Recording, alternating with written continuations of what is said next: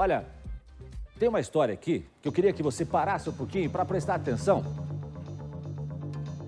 Ela trata de um relacionamento que começou em clima de conto de fadas, com a maioria dos relacionamentos. Mas depois de 3 anos está resumido a acusações e troca de farpas. A mãe diz ter sido espancada pelo homem. Por outro lado, ele se defende e afirma que levou uma facada da Miss Curitiba. O caso ganhou um novo capítulo. A ex-Miss Curitiba diz que não vê o filho há meses. Indignada depois de uma ligação frustrada para a avó do menino na tentativa de ver a criança, ela resolveu chamar a polícia. E o caso terminou na delegacia. Põe no ar. Norberto foi até a Delegacia da Mulher de Curitiba depois de supostamente descumprir uma medida judicial de restrição.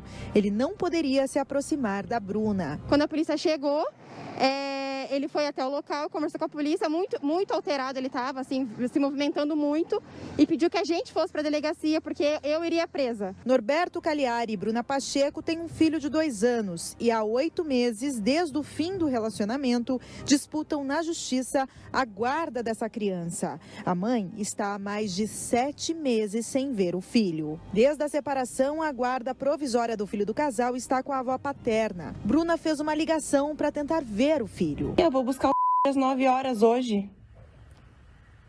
Não pode vir buscar, não. Mas ele está na decisão.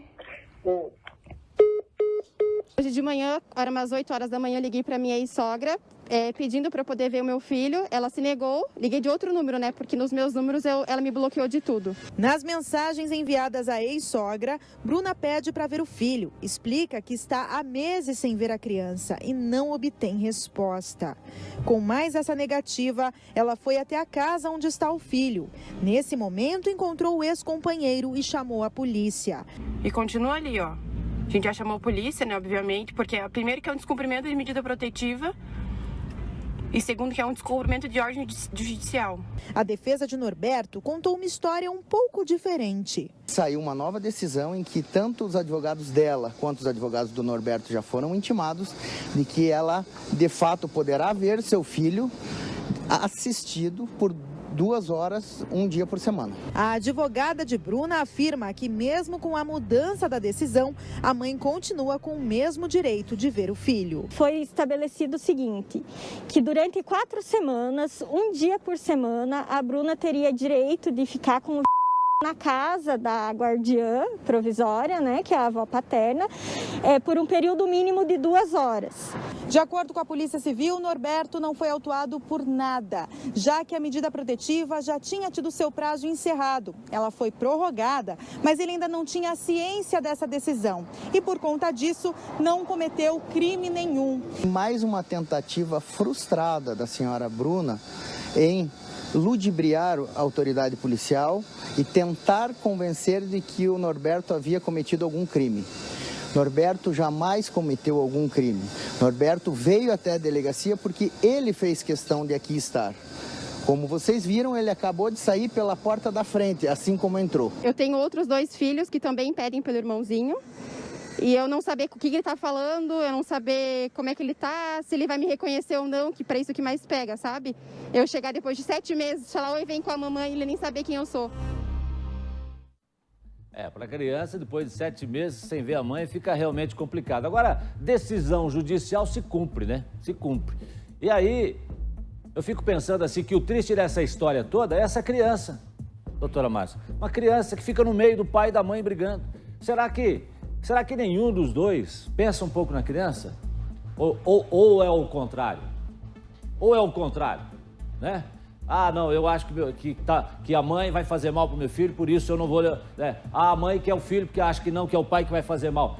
Enfim, mas no meio desse rolo todo tem que pensar na qualidade de vida dessa criança. Jasson, os filhos, eles têm direito ao pai e à mãe, é um direito deles, né? É um direito que tem que ser preservado quando os pais terminam o relacionamento. Fazer essa diferença entre os relacionamentos de uma forma madura, ou seja, meu relacionamento com aquela pessoa acabou, mas o meu relacionamento com meu filho e o dele com aquela pessoa continuam para sempre. Então é necessário medidas de bom senso primeiro. Quando não há o bom senso, a justiça tem que intervir, né? Então a gente precisa daí que as varas, no caso de família, venham a intervir para determinar algo que poderia ser resolvido anteriormente com um certo bom senso, né? Agora, a gente não tem aqui o processo na mão, não dá para fazer nenhuma avaliação, né, doutora? Mas, enfim, o juiz deve ter embasado em fatos, né, essa decisão dele. Quer dizer, a mãe teria direito de visitar o filho 2 horas e ainda de maneira assistida, né? Não conhecemos tudo que vem dentro desse processo, evidentemente, nem poderemos conhecer, porque esse tipo de procedimento ele anda em segredo de justiça, então não tem como a gente ter essas informações diretamente do processo. São informações levadas pelas duas partes, é claro que cada uma dizendo sobre a sua razão, mas de qualquer forma, um momento de bom senso seria importante, né? Pois é. De ambos os lados, né? Sim, momento de bom senso dos pais em favor do filho. É isso que é importante nesse momento. Só isso é importante. Verdade, doutora Márcia Marcondes. Atenção, olha...